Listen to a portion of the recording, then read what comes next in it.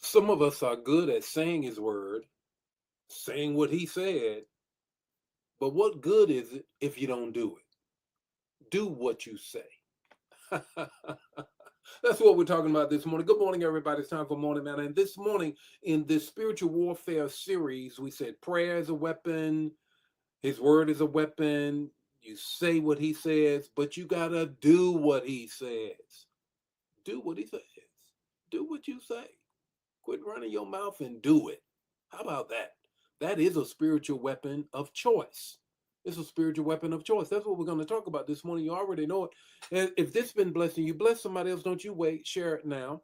And that's what we're talking about this morning in this whole series. This is our second week that's in it. The whole church is in this whole spiritual warfare. The overarching thing is simply saying what? It is simply saying an overcomer. Everyday battles. Sometimes we want to look at these big old wide spiritual battles, national, all that's good. But what about the everyday spiritual warfare that you're in? And you are in it because you are a spirit being in a fleshly world. And you know that this journey has got to get you to the end and you got to fight your way there. Heaven is yours because you're saved, but you got to work through and fight the spiritual battles that are upcoming. Prayer is a weapon. His word is a weapon.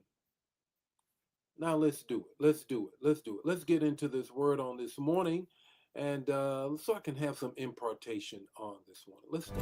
Good morning, and welcome to Morning Manna, where in 5 minutes or less, you're going to get an impartation with the text, the talk, and the takeaway. Join the Morning Manna fam every weekday morning at 8 o'clock Central Standard Time. Don't forget to put in the chat the revelation that you get and share the manna. Now, let's get ready to have some manna so you can make it through your day. Do what he says. Don't just talk the game, walk it out. Here's the text. James 1:22, King James Version is the tape in your mind. That's the one I'll use. I have more scriptures though. But be ye doers of the word and not hearers only, deceiving your own selves. John 14:15 says, if you love me, you'll keep my commandments. You'll do what you're saying. Mm-hmm. Come on here, Paul, and speak to us through Romans 12:1-2. Present your bodies a living sacrifice. How many holiness folk don't know that one? And be ye not transformed into this world, be conformed to this world, but be ye transformed by the renewing of your mind. Your prayers guide us with the weapon. I can speak it in his presence and in the middle of warfare. But at the end of the day, Lord, give me the strength to obey. Let's look at the context of the text. Then we're going to give you the three things of the text. In spiritual warfare, knowing the word is not enough if you refuse to obey it. The enemy is not intimidated by information. It's intimidated by weaponization and what you put into practice. James warns that hearing without doing is self-deception. Obedience is warfare because because every time you obey God, you deny the flesh. You resist the enemy. He flees and you align yourself with God. Let me say it again. Why is obedience a weapon? Every time you obey the word, you now deny the flesh that's fighting you. The battle is won. You resist, he leaves, and you align yourself with the will of God. Three things I want you to get. Put them in the chat area and bless somebody today. One, obey what you already know. Sometimes we keep asking God for another word. Give me another word. Give me another word. And he is waiting on us to obey the last one he gave you. You keep asking him, give me a word. He gave you a word. In military parlance, when you don't hear a new command, you continue to follow the last command you heard.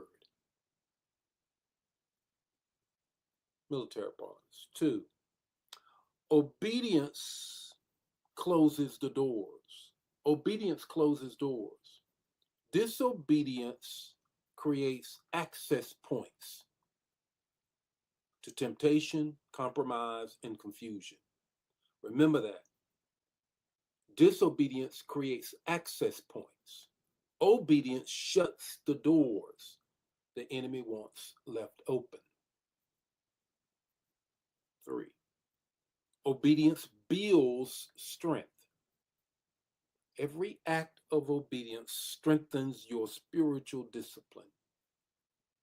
You become harder to move when your life is anchored in what God has said. Every time you obey, you hunker down. Every time you obey, your roots go deeper in the word. Every time you obey, it makes you anchored in the word and the harbor of a very dangerous storm. Every time you obey.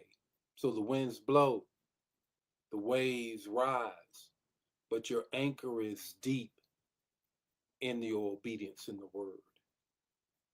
So what's your takeaway this morning? Your takeaway is this: don't just quote the word, do it. Don't just quote it, do it. The Lord be with you today. May his face shine upon you, give you peace. This is the third weapon of this week in this spiritual warfare. Share the matter. Don't keep it to yourself. I'll see you tomorrow morning with some more weapons. God bless you. Share the matter.